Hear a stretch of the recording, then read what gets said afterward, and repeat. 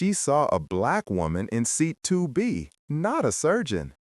But when a medical emergency at 30,000 feet became a full-blown plane crash, her life and everyone else's depended on the very doctor she dismissed. The low, familiar hum of the Boeing 777's cabin was supposed to be my signal to decompress. I just wrapped up a grueling 3-day cardiothoracic conference in Chicago, and all I wanted was to sink into my business class seat, sip a ginger ale, and pretend the world of aortic dissections and mitral valve replacements didn't exist for the next 4 hours. I had splurged on the ticket, a rare treat for myself. My mantra was simple: survive the boarding process, and then sweet, blissful anonymity would be mine. But anonymity, I've learned, is a luxury not always afforded to a black woman in a space where she's not expected to be. The first sign of trouble had perfectly coiffed blonde hair and a name tag that read Brenda. She was the lead flight attendant, orchestrating the flow of passengers with the brisk, almost military efficiency of someone who derives a little too much pleasure from telling people what to do. As I approached my seat, 2B, she held up a perfectly manicured hand, her smile as bright and artificial as the cabin lighting. "Boarding pass and ID, please," she said, her voice a chipper, melodic command. I blinked. I'd already shown both at the gate, of course, but I wasn't one to make a fuss. I smiled politely, juggling my carry-on and my purse to retrieve my wallet and the paper pass. Of course. I handed them over. She glanced at the boarding pass, then at my driver's license. Her eyes flickered from the photo back to my face, then down to my name. A tiny, almost imperceptible shift happened in her expression. The professional smile tightened at the corners. "Dr. Alana Hayes," she read aloud, her tone laced with a peculiar sort of amusement. She held the ID a moment longer than necessary, her thumb rubbing over the plastic.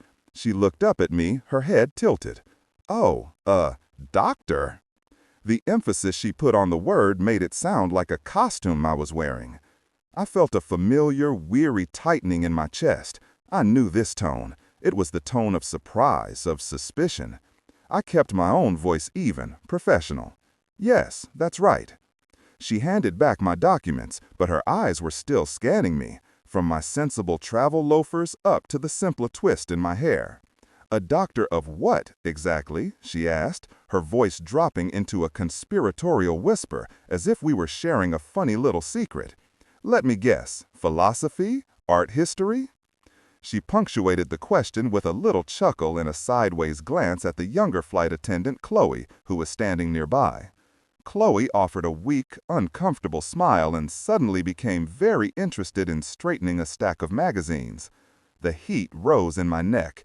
It was so textbook, so pathetically predictable, I almost could have laughed if it didn't sting. The assumption was clear. A woman like me couldn't possibly be a medical doctor, not a surgeon, not the kind that holds a life in her hands. That title, in her mind, was reserved for someone else, someone who looked more like her. I decided to meet her condescension with cold, hard fact. I said, my voice level, my gaze direct. I didn't offer any more information. I didn't need to. Brenda's smile faltered for a second, a tiny crack in the veneer. But she recovered quickly, replacing it with a look of patronizing disbelief.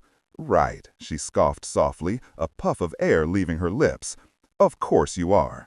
Well, doctor, if you'll just take your seat, we can get the rest of these people on board." She turned away, dismissing me completely.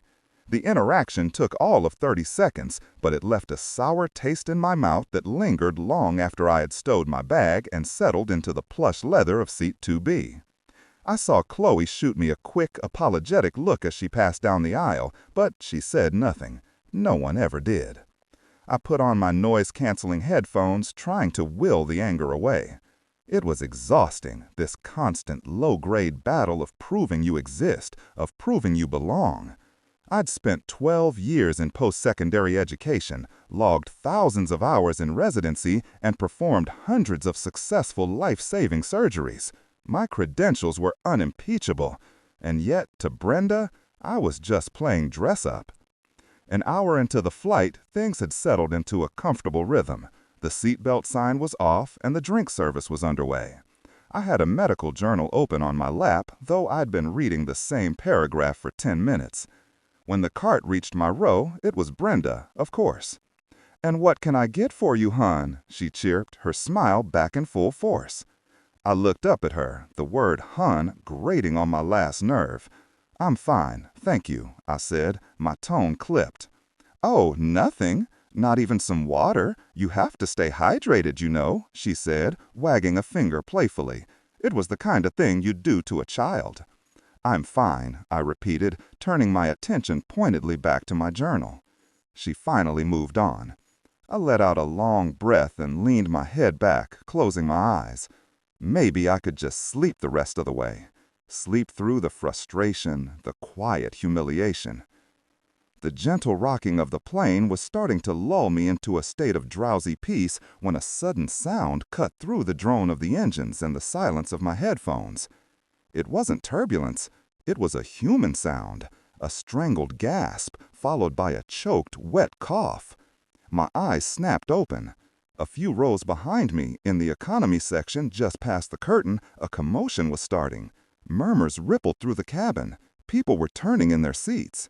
Then a man's voice, sharp with panic. "Help! Somebody help! I don't think he's breathing."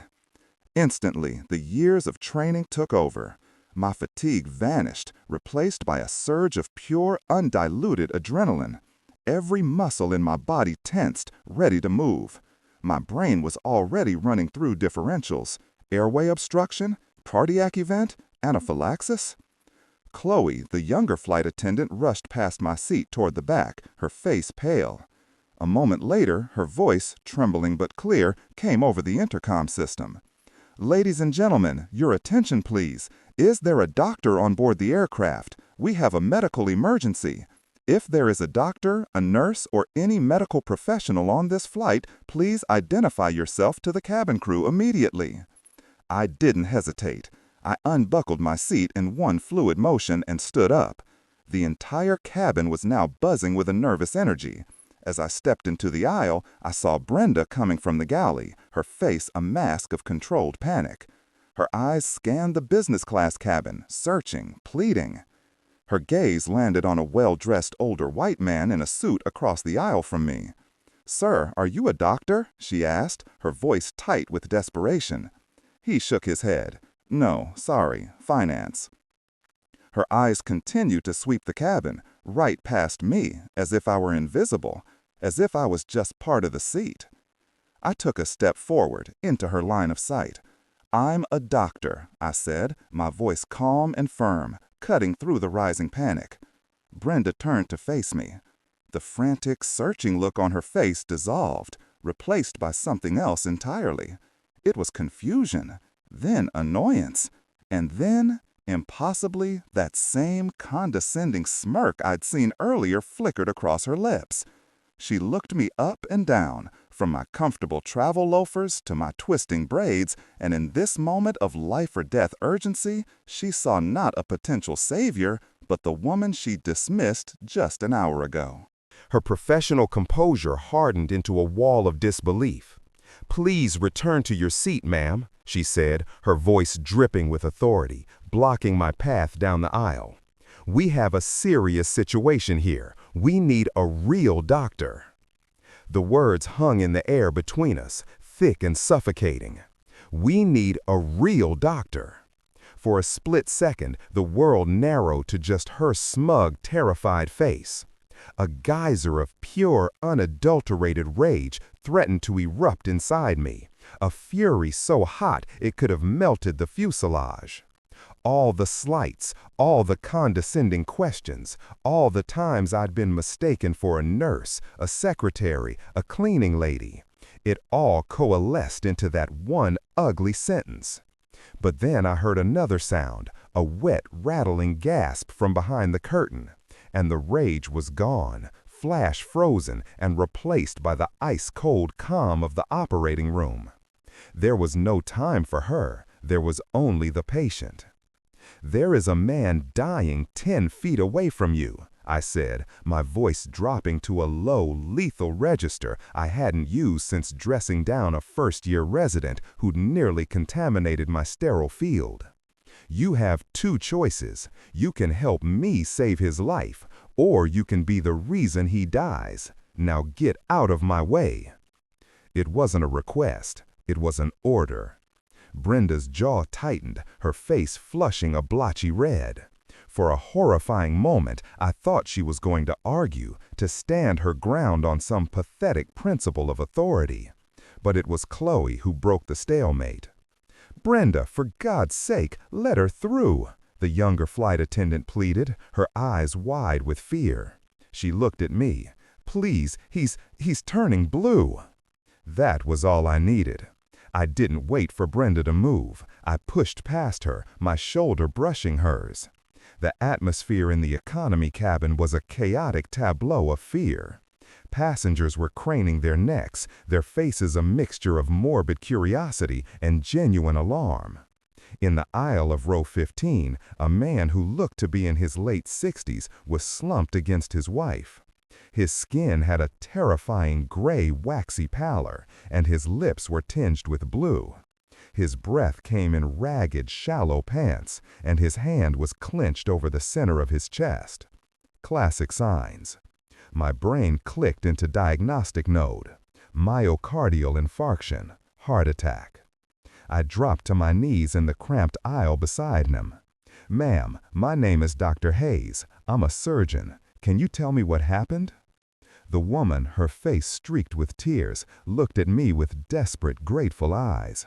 He was eating his peanuts, and he said he had heartburn. Then he grabbed his chest and he couldn't breathe. It's his heart, isn't it? He has a condition." "Stay calm," I said, my voice even and reassuring, a stark contrast to the klaxons going off in my head. I put 2 fingers on the man's neck, searching for the carotid artery. His pulse was thready and terrifyingly fast, tachycardic. His skin was clammy with a cold sweat. I looked up at Chloe, who had followed me.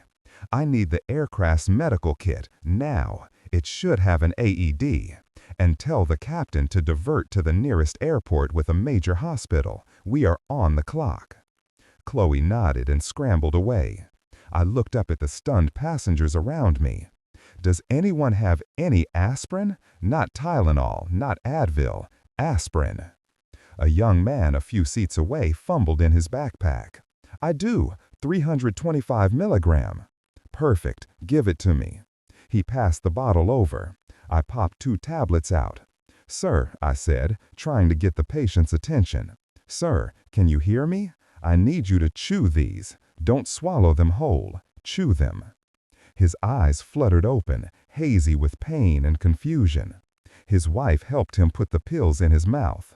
While he did that, Brenda reappeared, hovering behind me like a storm cloud. "The captain has been informed," she said, her arms crossed. I didn't even look at her. "Tell him I have a man in active cardiac distress who is about to go into full arrest. That's the nature of the emergency." As if on cue, the man's chewing stopped. He let out a final shuddering sigh, and his entire body went slack. His head rolled to the side, his eyes stared, unseeing at the ceiling. "Henry?" his wife screamed. "Henry!" I pressed my fingers back to his neck. Nothing, not a flutter. His chest was still.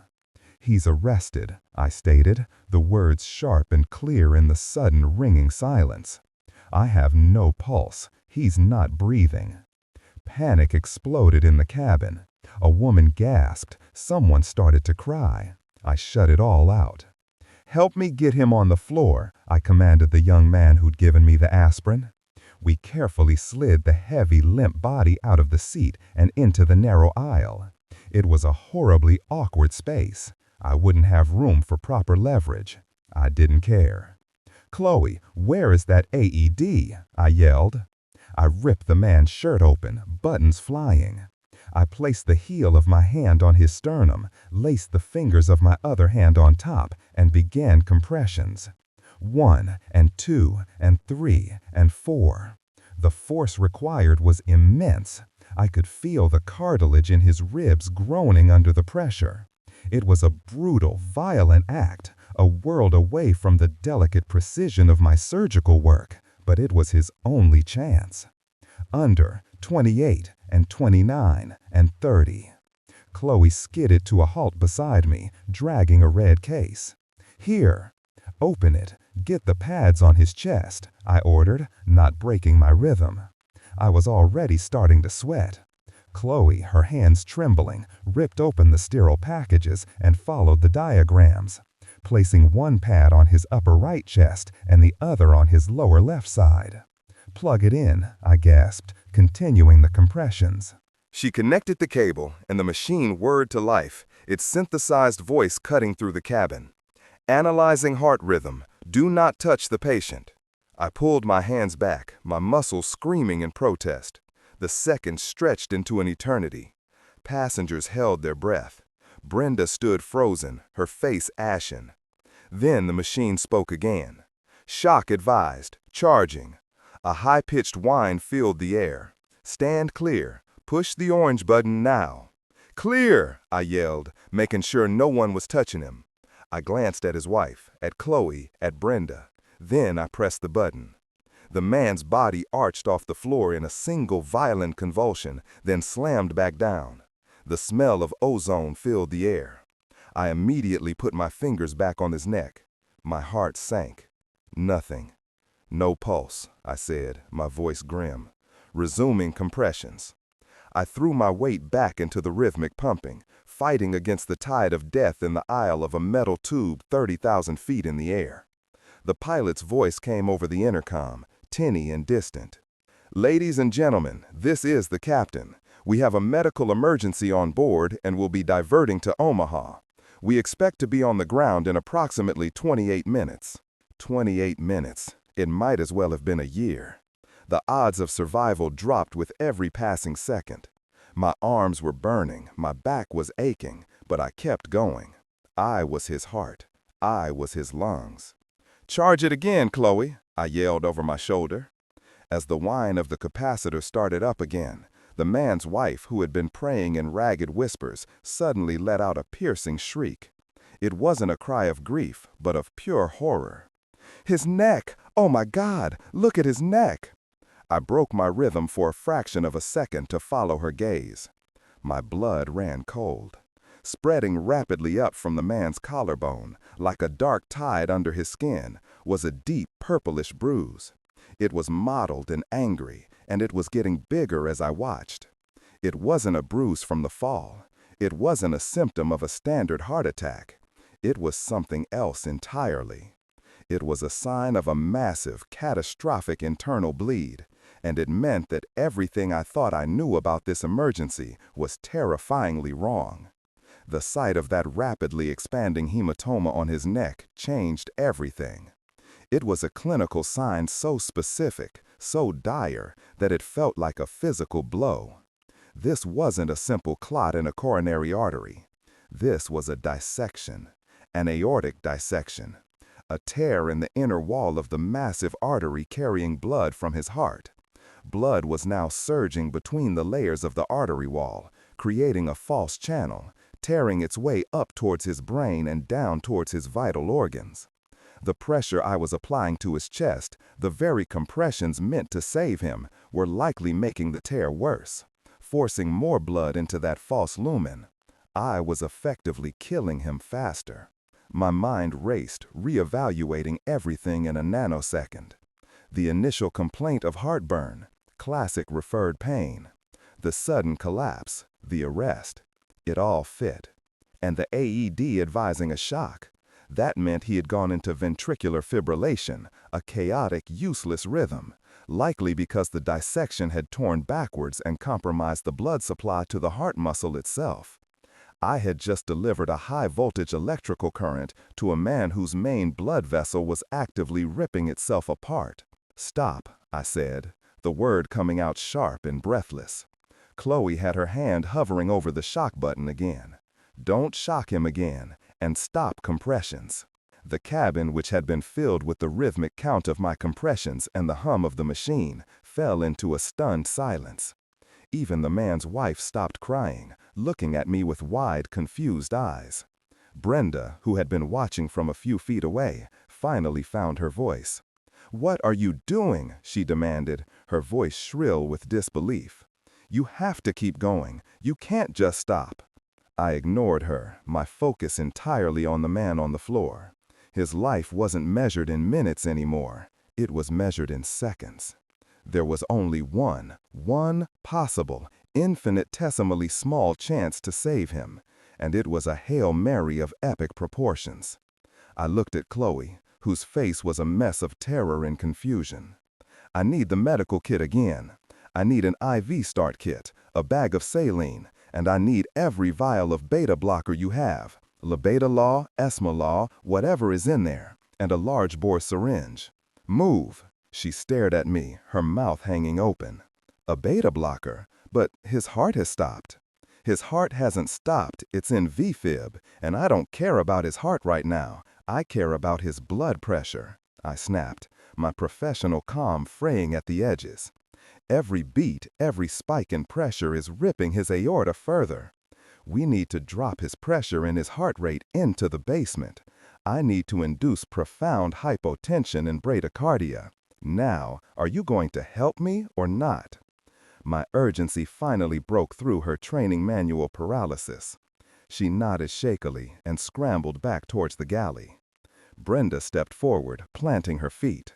"You can't administer drugs. That is completely against protocol. You are putting this airline at incredible risk." The sheer, breathtaking ignorance of her statement almost made me laugh. Risk? The man was already dead. I was trying to pull him back from a place few ever return from. "Your protocol," I said, my voice dangerously low as I knelt back down, searching for a viable vein in the man's arm. His veins had collapsed. Finding one was going to be a nightmare. I slapped his forearm, trying to coax one to the surface. Finally, I saw a faint blue line. "Hold this arm steady. Don't move," I instructed Chloe. My hands, which could suture a coronary artery thinner than a human hair, were now shaking slightly. The adrenaline, the pressure, the sheer insanity of performing an invasive procedure in a cramped, swaying airplane aisle was getting to me. I took a deep, centering breath. "You are the eye of the storm," my mentor used to tell me. "Be the calm." I uncapped the needle, lined it up, and slid it into the vein. I got a flash of dark blood in the chamber. I was in. "Hand me the saline," I said. Chloe slapped the bag into my hand. I spiked it, connected the line, and opened the flow wide, trying to get some volume into him. Then I grabbed the vial of labetalol and a syringe. I drew up the entire vial. This was the point of no return. In a hospital, I would titrate this drug microgram by microgram, watching the arterial line display like a hawk. Here, I had nothing. No monitors, no blood pressure cuff, no idea what his real numbers were. I was flying completely blind. I injected the entire dose directly into the IV line. A massive, pharmacological sledgehammer designed to crater his blood pressure and slow his heart rate, if I could even get it started again. "Okay," I said, half to myself, half to Chloe. "Now we shock him." "But you said—" "That was before. I've dropped his pressure. The force of the aortic tear should be less. Now maybe, just maybe, we can get his heart into a rhythm that will at least circulate the drug. Stand clear." Chloe scrambled back. I pushed the button on the AED again. The machine whined, charged, and advised the shock. "Clear." I pushed the orange button. His body jumped. I immediately put my fingers on his carotid artery, praying. For a second, there was nothing. My stomach plummeted. It didn't work. He's gone. And then I felt it. A beat. Faint, thready, slow. Another beat. It was weak, dangerously so, but it was there. A regular rhythm. He had a pulse. A collective gasp went through the cabin. His wife sobbed, this time with relief. "He's back," Chloe whispered in awe. "You brought him back." But I wasn't celebrating. I knew the truth. This wasn't a victory. It was a stay of execution. He was alive, yes, but he was hanging by the thinnest of threads. The dissection was still there, a ticking time bomb in his chest. His blood pressure was probably circling the drain, his brain and kidneys being starved of oxygen. We had bought him minutes, nothing more. "Don't get excited," I warned, keeping my fingers on his neck, monitoring the fragile rhythm. "We're not even close to being out of the woods." As if to prove my point, his breathing didn't restart. The rhythm was there, but he wasn't initiating his own breaths. "He's not breathing," I said grimly. "The respiratory center in his brainstem is offline. He needs to be intubated." I looked at the wholly inadequate medical kit. There was no laryngoscope, no endotracheal tube, nothing I would need to secure his airway. My eyes scanned the cabin, desperately searching for something, anything. An idea born of pure desperation began to form in my mind. It was insane. It was reckless. It was something that would get me sued into oblivion and likely cost me my medical license. I looked at Chloe. "Get me the sharpest knife you can find in the galley, and a hard plastic straw, one of the thick ones they use for stirring drinks." Chloe's eyes widened in horror. She knew exactly what I was planning. I was going to perform a cricothyrotomy. I was going to cut a hole in his throat, right here in the aisle. Before she could protest, the plane gave a sudden, violent lurch. It wasn't turbulence. The engines whined, pitching higher, and the nose of the aircraft dipped sharply. An unsecured service card crashed into a bulkhead. Passengers screamed as the plane banked hard to the left, throwing me against the seats. The captain's voice crackled over the intercom, strained and tight with an emotion I couldn't place. It wasn't the calm, reassuring tone of a professional. It was fear. "Mayday, mayday, mayday," he said, his voice cracking with static and terror. "We have a complete engine failure. Brace for impact. Brace for impact." The words "brace for impact" sucked all the air out of the cabin. For one crystalline moment, there was no patient, no aortic dissection, no Brenda. There was only the primal, gut-wrenching certainty of falling. The floor tilted beneath me, a sickening, unnatural angle. My own life, which had been a solid, predictable thing just hours ago, was suddenly as fragile as the man's on the floor. My heart hammered against my ribs, a panicked drumbeat against the screaming symphony of the failing engine and the terrified passengers. But then my gaze fell on the man I was trying to save. His face was slack, his chest still. He was completely unaware of our shared peril. And in that moment, something shifted inside me. I was a surgeon. I didn't get to panic. I didn't get to brace. My job was to fix what was broken, and right now, everything was broken. The plane, the man, the very laws of physics that were supposed to keep us in the air. I could only focus on one. "Hold him," I roared at Chloe over the cacophony. "Don't let him slide." The plane bucked again, a giant fist slamming into the fuselage. Chloe and the young man who'd given me the aspirin wedged their bodies against the patient, creating a human barrier. I gripped the armrest to steady myself, my mind a vortex of calculation. The emergency cricothyrotomy was now impossible. One slip of the knife in this chaos, and I'd sever his carotid artery. I had to get air into his lungs. But how? Then I remembered. The AED kit. It had a bag valve mask, a simple, hand-pumped resuscitator. It wasn't as good as intubation, but it was something. "The bag," I yelled, pointing to the red case. "In the kit." Chloe, her face sheet white, fumbled with the latches and pulled out the clear mask and attached bag. I snatched it from her, fitted it over the man's mouth and nose, and began to squeeze. A rhythm. In the midst of total chaos, I created a rhythm. Squeeze, release. Squeeze, release. Forcing air into his lungs one manual breath at a time. His chest rose and fell. It was working.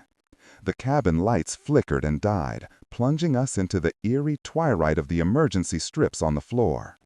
Outside the window, the world was a terrifying, sickening blur of green and brown spinning past. The pilot was fighting, wrestling the wounded bird towards something, anything, flat. The descent felt impossibly fast. My arms ached from the compressions, my back was screaming, but I kept pumping the bag. My entire world narrowed to that simple, life-sustaining motion. Brenda appeared beside me, her perfect blonde hair now a mess, her makeup smudged. She wasn't yelling about protocol anymore. She was just a terrified woman, her eyes locked on me. "What do I do?" she asked, her voice a raw whisper. "Get on the floor," I commanded, not taking my eyes off my patient. "Strap yourself into that empty seat, put your head down, and pray." She didn't argue. She did exactly as I told her. The sound changed. The high-pitched scream of the wind was joined by a deafening roar of screeching metal. We were on the ground. The impact was less a crash and more a violent, prolonged skid. I was thrown forward, my head smacking hard against the seat in front of me. But my hands never left the bag valve mask. The plane tore through what felt like a field, the noise undescribable, a grinding, shredding cacophony that vibrated through my bones. Then, with one final bone-jarring shudder, we stopped. Silence. A profound, ringing silence, broken only by the whimpering of a child and the distant crackle of something burning. The smell of jet fuel and scorched earth filled the cabin. For a moment, nobody moved. Then the emergency doors were blown open, and the crew's voices, shaky but firm, started yelling. "Unbuckle your seatbelts! Leave everything! Evacuate! Evacuate!" My patient was still alive. His pulse was still there, a weak, stubborn flutter. I couldn't leave him. "Help me," I yelled to Chloe and the young man. "We have to get him out of here." The emergency slide had deployed, an absurd yellow tongue lolling out onto a cornfield. It was a miracle. We were in a cornfield in the middle of nowhere, but we were in one piece. Together, the three of us, fueled by adrenaline, hoisted the man, Henry, his wife had called him, and half-carried, half-dragged him towards the exit. Brenda was there, at the bottom of the slide, her lead flight attendant training kicking in. She was directing people, her voice a beacon of command in the chaos. She saw us coming with Henry. Her eyes met mine. In that moment, all the animosity, the prejudice, the condescension, it all burned away in the fiery wreckage. She just saw a doctor, a patient, and a problem to be solved.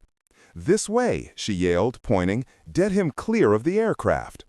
We slid him down the slide and dragged him a safe distance away. I immediately went back to bagging him. Sirens wailed in the distance, growing closer. Help was coming. Real help. The paramedics were on us in minutes, a whirlwind of professional efficiency. I gave them the fastest, most concise handoff of my life. 68-year-old male, witnessed cardiac arrest, likely type A aortic dissection confirmed by expanding cervical hematoma. Defibrillated once, then went into PEA. Given a full amp of labetalol, shocked again, got ROSC. He's hypotensive and bradycardic by design. No spontaneous respirations, we're bagging him.